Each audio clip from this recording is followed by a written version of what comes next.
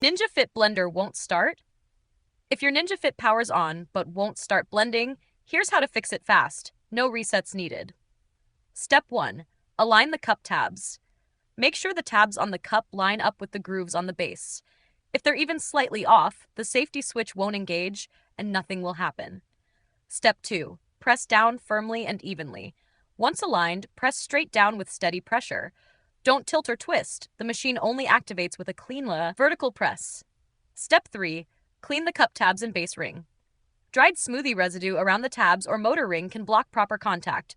Wipe both areas with a damp cloth, then dry completely before trying again. Step 4. Replace a worn or warped cup. If the tabs on your blending cup feel loose, bent, or damaged, they might not engage the motor properly anymore. I've linked a replacement Ninja Fit cup in the description.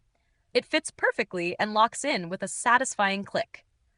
If it still won't start after all that, contact Ninja Support using the link below. If this got your blender working again, subscribe to No Filler Fixes for more fast appliance fixes. Thanks for watching, and blend easy.